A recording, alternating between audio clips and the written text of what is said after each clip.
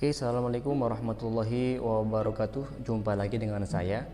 Alhamdulillah pada pagi hari ini kita masih diberikan kesehatan oleh Allah.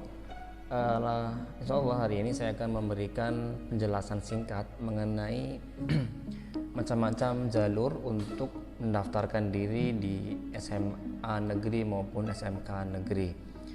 Nah, jadi bagi kalian yang sudah di jenjang SMP maupun MTS yang ingin melanjutkan pendidikannya di jenjang lebih tinggi lagi untuk negeri, kalian harus tahu dan wajib tahu tentang jalur-jalur yang akan kalian nanti gunakan, karena sangat penting. Kalau kalian tidak tahu, maka nanti ketika pelaksanaan pendaftaran kalian akan bingung sendiri. Nah, untuk itu sebelumnya kalian simak video ini agar bisa menambah pengetahuan kalian mengenai perbedaan jalur untuk pendaftaran di negeri. Nah, untuk tahun 2020 ini ada perbedaan antara pendaftar di SMA dan SMK. Untuk di SMA itu ada 4 jalur yang bisa kalian tempuh. Yang pertama yaitu jalur prestasi, yang kedua jalur afirmasi, yang ketiga jalur zonasi, dan yang keempat itu jalur perpindahan orang tua atau anak guru. Nah, untuk di SMK itu cuma ada 3, yaitu jalur prestasi, yang kedua jalur afirmasi, dan yang ketiga adalah jalur perpindahan orang tua atau anak guru. Jadi di SMK ini tidak ada jalur zonasi. Jadi buat kalian yang ingin mendaftarkan diri di SMK negeri, kalian tidak bisa mengandalkan jalur zonasi. Oke ya. Jadi harus kalian pahami dulu untuk persiapan kalian mendaftarkan diri di negeri. Nah, untuk lebih detailnya di sini akan coba saya jelaskan singkat ya mengenai perbedaan-perbedaan itu. Nah, yang pertama, apa itu jalur zonasi? Oke, saya mulai dulu dari jalur zonasi. Jadi, zonasi ini merupakan jalur PPDB dengan seleksi menggunakan sistem pembagian wilayah menjadi beberapa zona dengan mempertimbangkan letak geografis, wilayah administratif, dan letak satuan pendidikan terhadap domisili calon peserta didik. Nah, jadi cara mudahnya yaitu semakin dekat rumah tempat tinggal kamu dengan sekolahan yang kalian tuju, itu maka semakin besar juga kesempatan untuk kalian bisa mendaftarkan di SMA yang kalian inginkan. Jadi bagi kalian yang di rumah kalian itu dekat dengan SMA negeri, maka bisa menggunakan jalur zonasi ini untuk pendaftaran diri. Nah, sedangkan untuk pendaftarannya itu menggunakan KTP atau KK. Jadi usahakan kalian mempunyai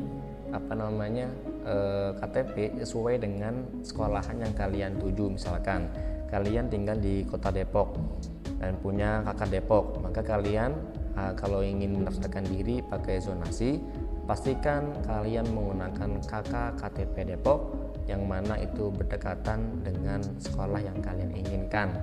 Nah, terus bagaimana kalau kalian sudah lama di Depok tapi tidak mempunyai KK maupun KTP Depok? Bisa apa enggak mendaftarkan diri? Bisa, dengan syarat kalian mempunyai izin domisili yang dikeluarkan oleh kelurahan.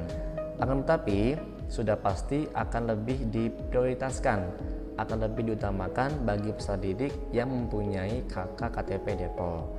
Oke ya. Nah, itu mengenai jalur zonasi. Nah, yang kedua yaitu jalur afirmasi. Apa itu afirmasi? Yaitu jalur yang berasal dari keluarga ekonomi tidak mampu atau KETM. Nah, kuotanya minimalnya itu 20% dari seluruh daya tampung sekolah negeri. Jadi untuk kalian yang ingin mendaftarkan diri untuk jalur afirmasi ini, kalian wajib mempunyai kartu-kartu atau beberapa kartu. Yang pertama ada KIP atau Kartu Indonesia Pintar, yang kedua ada KKS, yang ketiga ada Kartu Prasejahtera, yang keempat ada Kartu Indonesia Sehat, yang kelima Kartu Sembako Murah, yang keenam Kartu Penanggulangan Kemiskinan lainnya sesuai dengan program pemerintah pusat ataupun daerah.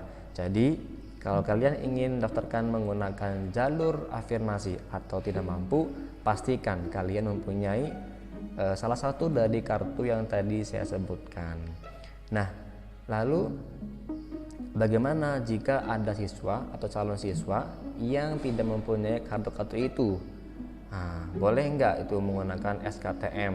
Ya, coba saja ya, dicoba saja kalian urus ke sekolah asal untuk mengeluarkan SKTM atau surat keterangan tidak mampu yang nanti akan diketahui oleh RT RW setempat kalian tempat tinggal.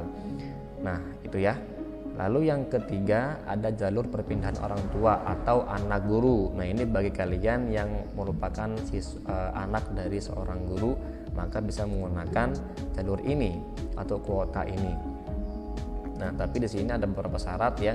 Jadi yang pertama itu jalur PPDB, perpindahan tugas orang tua, merupakan jalur PPDB yang disediakan bagi calon peserta didik yang berdomisili mengikuti perpindahan tempat tugas orang tua. Biasanya kalau ini bagi orang-orang yang sebagai pejabat negara ya maupun PNS yang ditugaskan di suatu tempat yang mana semua anggota keluarganya ikut. Nah, maka bagi anaknya yang ingin mendaftarkan di negeri bisa menggunakan surat tugas yang dikeluarkan oleh instansi orang tua pekerja.